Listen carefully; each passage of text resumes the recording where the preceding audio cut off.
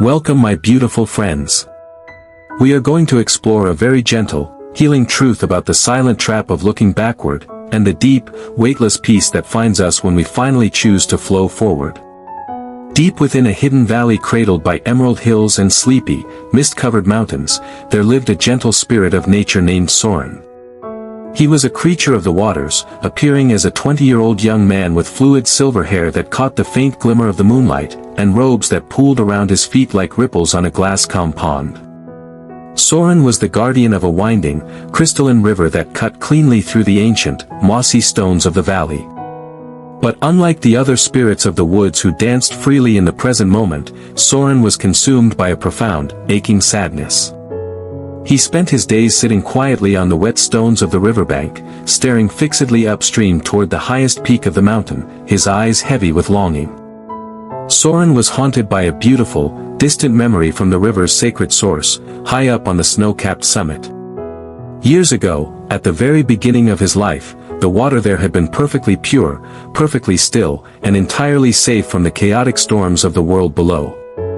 He remembered the exact morning a bitter, violent storm had shattered that peace, forcing the river to crash down the steep, jagged cliffs, breaking over sharp rocks and tearing his original home apart. Ever since that day, Soren felt that his life had been permanently ruined. He believed with all his heart that the only way to find true happiness again was to somehow return to that perfect, untouched beginning. Out of a desperate, grieving refusal to accept the path he had been forced down, Soren did something against the very laws of nature. He tried to force his river to flow backward. With a fierce, frantic energy, he would stand knee-deep in the rushing currents, using his magic to push the heavy waters back up the steep, rocky slopes. He fought relentlessly against the natural pull of gravity, trying to gather every fallen autumn leaf and every displaced stone, wishing he could rearrange them exactly as they used to be before the crash. But the river of time does not bend to our wishes. By trying to force the water backward against its own nature, Soren only succeeded in creating violent, turbulent whirlpools. The water became muddy, frothy, and dark. The beautiful riverbeds were torn up, the gentle forest creatures fled from the banks, and Soren's own spirit became deeply fractured and exhausted. He was fighting a war against gravity, a war against time, and it was slowly draining the very life from his soul. One evening, as a heavy purple twilight fell over the valley, painting the sky in soft gradients of lavender and gold, Soren collapsed onto a bed of soft emerald moss by the riverbank, completely broken by his own efforts. His hands were cold, his breathing came in shallow gasps, and his silver hair had lost its radiant, moonlit glow. As he lay there weeping, listening to the relentless, mocking roar of the water rushing away from him, he noticed a massive, ancient weeping willow tree leaning gracefully over the deepest part of the current. Its long, delicate green branches brushed against the moving water like soothing fingers, and from its dark bark stepped the gentle spirit of an elder named Yuna. Yuna's face was soft and lined with wise, gentle folds, her long forest green robes blending perfectly with the rustling leaves of the willow tree. She looked down at Soren's tear-stained face and then at the chaotic, muddy whirlpools he had churned up in his desperation. She did not scold him, nor did she tell him to stand up. She simply sat down on the damp moss beside him, letting the cool evening breeze whisper through her branches, and asked him softly what he hoped to find up on that distant mountain peak that was worth destroying his peace down here in the valley. Soren looked out at the dark, troubled water, a painful knot tightening in his chest. He whispered that he just wanted his beginning back. He explained that before the storm, before the sharp rocks broke him, his world was beautiful, safe, and whole. Down here, the river felt too wide, too unpredictable, and permanently scarred by the memory of the fall.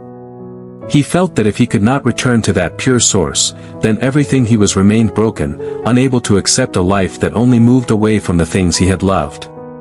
Yuna smiled a deeply compassionate, sorrowful smile. She reached out and dipped her old wooden staff into the center of the rushing stream, carving a gentle ripple in the dark current. She pointed out that the drop of water that had crashed over the rocks yesterday was already gone, having traveled miles into the valley below. The water he was fighting right now was completely new, a fresh gift from the sky. Yet, because his mind was locked on the high mountain peak, he was treating this new, clean water as if it were still the old wound. She gestured toward the open valley, where the river wound gracefully through sprawling meadows filled with glowing night flowers. She told him that he believed the river was losing its beauty because it was changing, but she urged him to look at what happens when he simply lets it flow.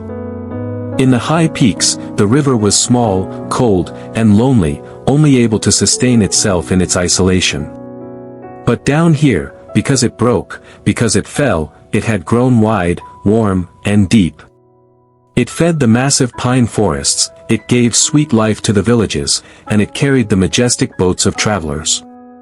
The storm didn't destroy his river, it allowed it to expand into something infinitely greater. She leaned closer, her eyes glowing with a soft, comforting green light that seemed to quiet the wind. She reminded him that we cannot rewrite the source, and we cannot undo the rocks that broke us along the way. The past is nothing more than a memory written on water. If you try to grab it, it disappears, and if you try to fight it, you only drown in your own turbulence. True peace does not exist at the beginning of the journey, Soren. It is waiting for you at the very end, where this river merges with the endless, tranquil ocean. But to reach the ocean, you must first have the courage to let the water flow. The word settled deep into Soren's fractured spirit, like warm, golden sunlight melting a frozen pond. He looked at his clean palms, then looked down the long, winding path of the river stretching out into the dark, beautiful unknown. He realized with a sudden, profound clarity that his agony didn't actually come from the trauma of the old storm, it came from his own frantic refusal to move with the current of time. He had been keeping his own suffering alive by turning his back on the future. The next morning, the sun rose brightly over the eastern ridges, flooding the misty valley with a warm, brilliant golden light. Soren stood at the edge of the deepest rapid, his mind quiet and his heart finally still. He took a long, slow breath, letting the golden warmth of the morning sun soak into his silver robes. He looked upstream one last time, gently whispering a quiet thank you to the mountain peak that had birthed him. And then, with a deep, beautiful sense of surrender, he turned his back to the mountain and faced the open valley ahead. He dropped his hands. He stopped fighting. He let go. The moment he surrendered to the current, a quiet miracle occurred. The chaotic, muddy whirlpools dissolved instantly into smooth, glass-like ripples. The dirt settled peacefully to the bottom, and the water became so breathtakingly clear that it sparkled like liquid diamonds under the morning sun.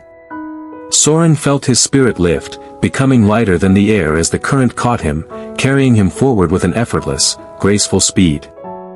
As he flowed down the mountain, he no longer saw the rough rocks as symbols of pain, he saw them as the beautiful architecture that gave his river its unique voice and song. He passed through whispering forests, fields of waving golden wheat, and bustling, joyful towns, sharing his pure, refreshing water with everything he touched.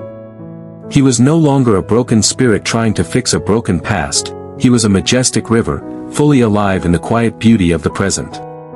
Days turned into weeks, and weeks into months, as the river grew wider, slower, and more profoundly peaceful.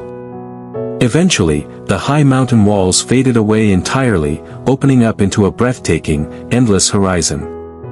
Ahead of him lay the vast, deep blue ocean, glowing softly under a tranquil sunset.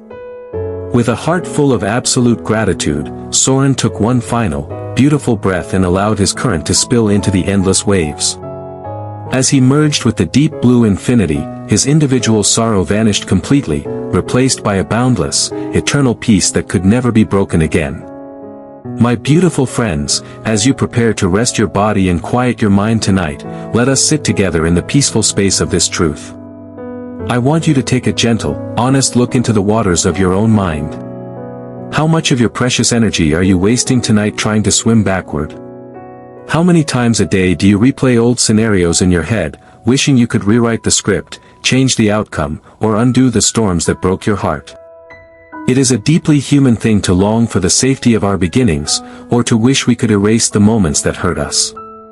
But just like Soren's river, trying to force your mind to fix what is already behind you only creates turbulent whirlpools of anxiety, regret, and exhaustion in your present moment. You cannot clean a river by fighting the water that has already passed. The truth is, the storms and the rough rocks you encountered along your path did not destroy your story. They shaped your depth. They made you the deep, compassionate, and resilient soul you are today. You are far wiser, far kinder, and far more beautiful now than you ever were at the safe, untouched source. Tonight, let this be the place where you finally stop fighting the current. Acknowledge the pain of the rocks, acknowledge the grief of what was lost, but then, let out a long, slow sigh of surrender. Turn your face toward the open horizon of your tomorrow. Tell your tired mind, the past cannot be rewritten, and I do not need to carry it anymore. I choose to flow forward.